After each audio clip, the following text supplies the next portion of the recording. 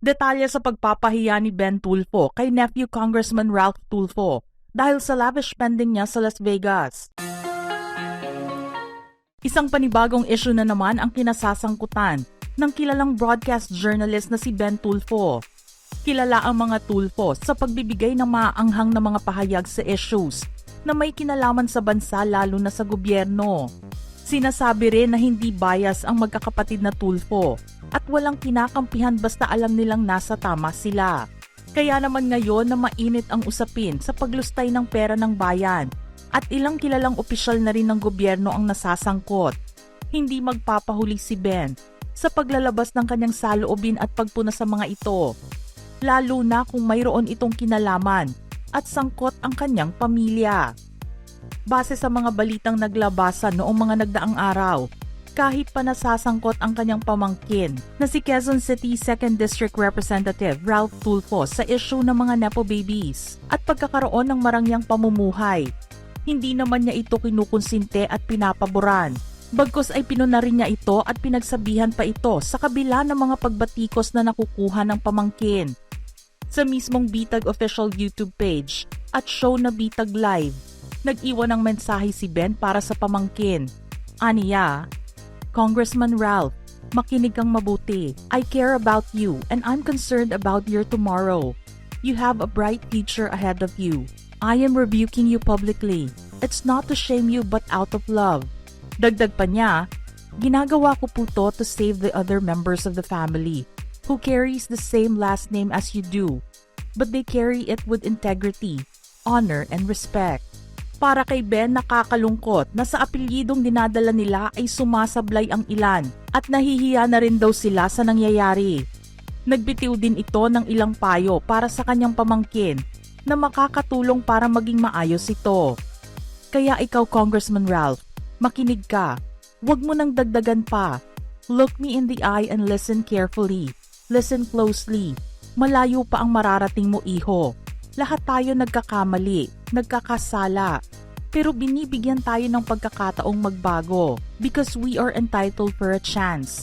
Alam ko naman, humingi ka na ng public apology, but it comes with sincerity and accountability. Sana wag nang maulit.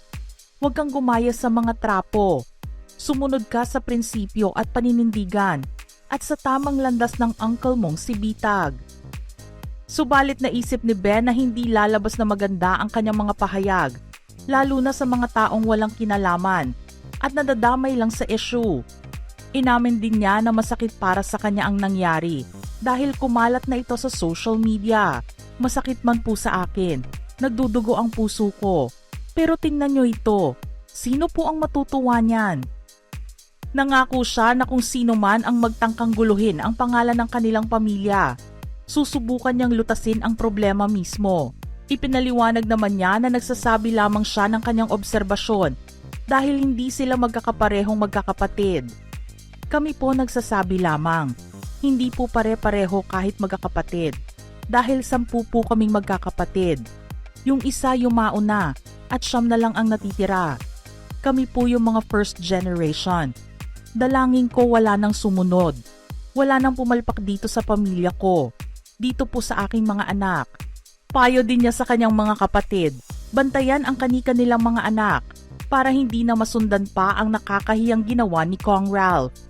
Mga kapatid ko, ayusin nyo, anak nyo yan. Huwag nang ilagay sa kahihiyan ang mga nagdadala ng pangalan. Kung sakaling hindi, ako ang mag-aayos niyan. Itaga nyo sa bato. Period.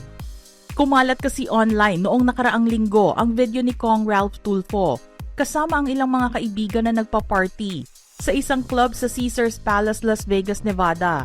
Sa isang video, nakita siya na umiinom ng alak mula sa isang bote habang nakatingin ang kanyang mga kasama. Nagpapakita rin ito ng bill na may kabuuang halaga na $42,605 o humigit kumulang 2.47 million pesos. Sa pangalawang video, ipinakita naman ang pagpirma niya sa isa pang bill na nagkakahalaga ng $73,951.64 o humigit kumulang 4.29 million pesos. Ayon kay Kong Ralph sa kanyang panayam, nakibahagi sila ng kanyang mga kaibigan sa isang private party para ipagdiwang ang Pasko at Bagong Taon. Gayon din ang pagdiriwang sa ilang magandang balita na natanggap naman kamakailan ng kanyang mga kaibigan. Dahil sa paglabas ng nasabing video, mabilis na naglabas ng kanyang opisyal na pahayag si Kong Ralph at humingi ng paumanhin sa nakita ng publiko. Aniya, ang nasabing video ay kuha sa isang pribadong pagdiriwang noong Pasko 2023. Maliban sa Kapaskuhan at sa pagsalubong sa taong 2024, may natanggap na magandang balita ang aking mga kaibigan. Kaya naman po kami ay nagdiwang. Iginiit naman ng kongresista na walang pera ng bayan ang nasayang sa kanilang ginawang pagparty.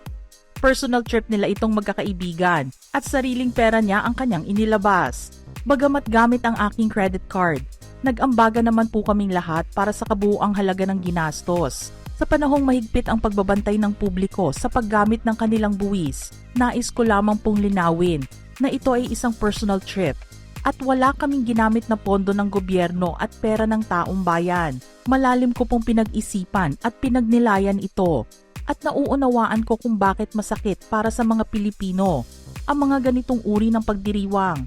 Samantala ang paglabas at pag-viral ng video na ito kasama ang kanyang mga kaibigan ay nagturo sa kanya ng magandang aral na maging mas maingat sa kanyang mga aksyon, lalo na ngayong malapit na siyang magpakasal.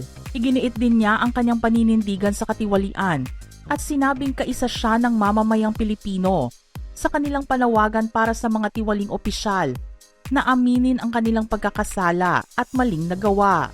Ang insidenteng ito'y magsisilbing paalala sa akin na maging maingat at mapanuri, lalo na ngayong sisimulan ko ang bagong yugto ng aking buhay sa pag-aasawa at pagbuo ng sarili kong pamilya. Kaisa po kami ng taong bayan sa panawagan para sa pananagutan at pakikiisa sa paghahanap ng katarungan laban sa mga nang-aabuso sa pera ng bayan. Kaya naman wag po tayong papayag na ilihis ang usapin ng korupsyon.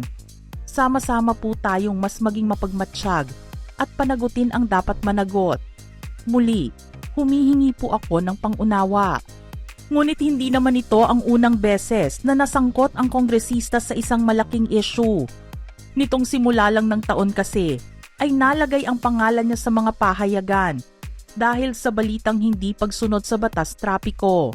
Nahuli kasi siyang gumagamit ng exclusive EDSA bus lane na nakalaan lamang sa mga public utility buses, mga sasakyang pang-emergency tulad ng mga ambulansya at fire trucks, at mga markadong sasakyan ng pamahalaan na tumutugon sa iba pang emergencies. Sinabi niya na kinikilala niya ang kanyang paglabag at tinanggap ang mga parusa at idinagdag na walang anumang pangalan ng mga politiko ang binanggit niya o kahit na anong pagtatangka para makaiwas sa kanyang pagkakasala. Inihingi na rin niya ng paumanhin ito at sinabing nabayaran na niya ang mga multa at sasailalim siya sa kinakailangang seminar sa ating batas trapiko. Ang kongresista ay anak ni Senator Raffy Tulfo at ACT-CIS Party List Representative Jocelyn Tulfo. Inihayag naman ni Senator Raffy na pinagsabihan na niya ang kanyang anak dahil sa paglabag sa traffic rules matapos ang pagkakahuli nito at ng kanyang convoy na gumagamit ng EDSA busway. Pinagalitan niya ito at nagsorry na rin ito sa kanya. Pinayuhan niya rin ang anak na humingi ng paumanhin sa lahat ng naabala nito. Samantala sa bagong issue na kinasasangkutan ni Kong Ralph, wala pang pahayag na naririnig mula mismo sa kanyang mga magulang, sa kanyang tiyuhin na si Senator Erwin Tulfo at isa pang tiyuhin na si Mon Tulfo. Mga ka-showbiz peeps, gusto naming marinig ang inyong opinyon sa paksa natin ngayon. Don't forget to send your comments below.